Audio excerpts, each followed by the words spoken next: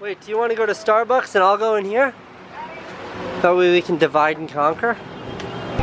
And I'll have the turkey and Swiss, please. That's it? And the water, please. It's 5:30 p.m. Today was a long day. Today was like all day funeral, crying family, all that stuff. I was really looking forward to pulling aside like 45 minutes to do a Q&A. Not sure I'm gonna be able to do that. And we're flying out tomorrow at 5 a.m. so it should be up at 3 a.m. Not like super fun stuff happening right now on the vlog. Hey look, there's Candice.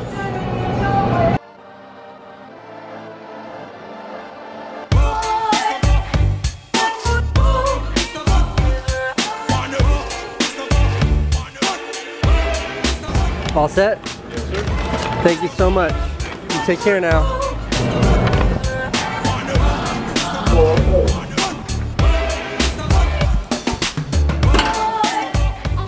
How was your day? How was your day?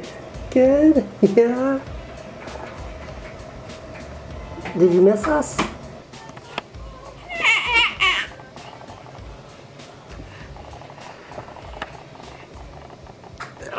What do you see? You missed us? So much?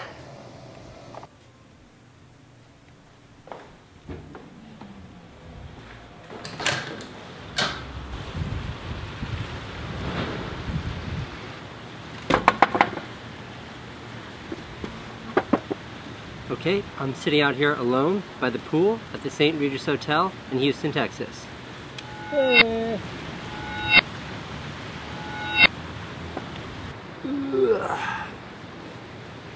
It is like 1,000 degrees out here. Whatever, let's get this started.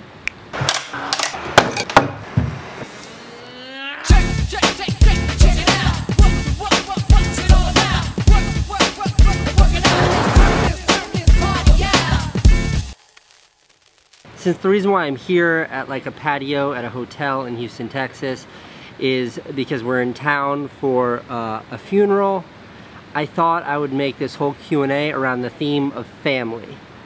Okay, Scott Talbot asks, are there any films you've made specifically for your family?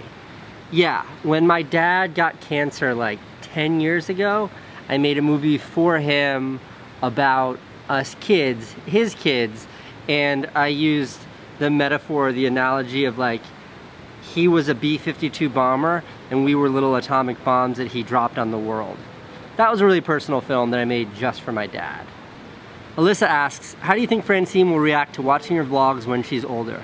I don't know, but all of the footage of me from when I was a baby is like around a holiday or a birthday or like opening a present or some sort of event.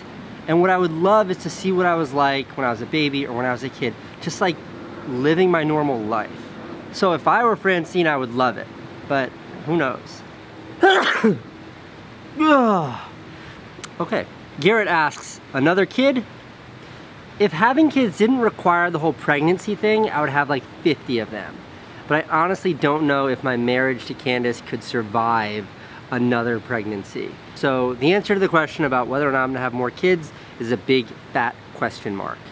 Ben Porter, who was the most inspirational member of your family to me? My Nana. She died a couple years ago, but my grandmother was my hero. I made a movie about her, I'll link it here. But she was a tap dancer. She entertained the troops during World War II.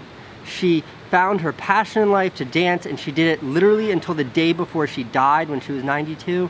She is just like, to me, she embodies everything that I've ever sought after in life, which is finding what makes you happy and literally doing it every single day. Who's Owen's real mother? What, like he has a fake mother? Owen's real mother is Robin. She's with Owen right now in Arizona looking at colleges.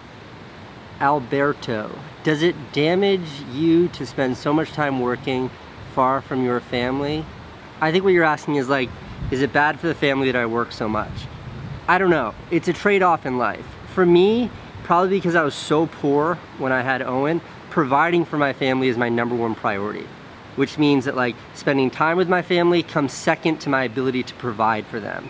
And what that means is I'd rather spend less time with them and know that they have a safe home and all their needs are fulfilled than it does for me to be with them all day long, but us to struggle and me to not, you know, have the confidence to know that I'm gonna be able to put a roof over their head and pay for food. And I know those sound like extremes because I live a very comfortable life and I still work really hard, but it's like a concern and a fear I can't shake. Because when you know what it means to be hungry and when you know what it means to not be able to provide for your kids, it pushes you really hard to want to make sure that they're safe their whole lives. Douglas asks, what's the craziest experience you've had with Candice around the world? Okay, there are a whole bunch.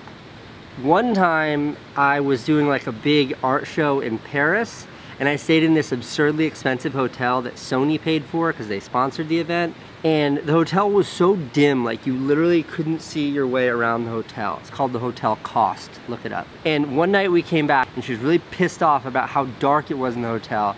And she took a towel and she smashed out every light bulb in the elevator and then in the hallway of the hotel. So it was literally pitch black. She was a total troublemaker when she was younger. I don't know if that's the craziest, but that's like the only one I can think of. Okay, that's it for today's Q&A.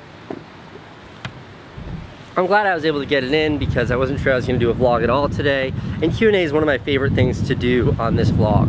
It's one of the times when I really get to interact with the audience in like a very literal way. There's a man smoking cigarettes over here who watched this whole thing quizzically. How you doing? Good. Who are you talking to? Just the camera. Okay, that's it for today's vlog.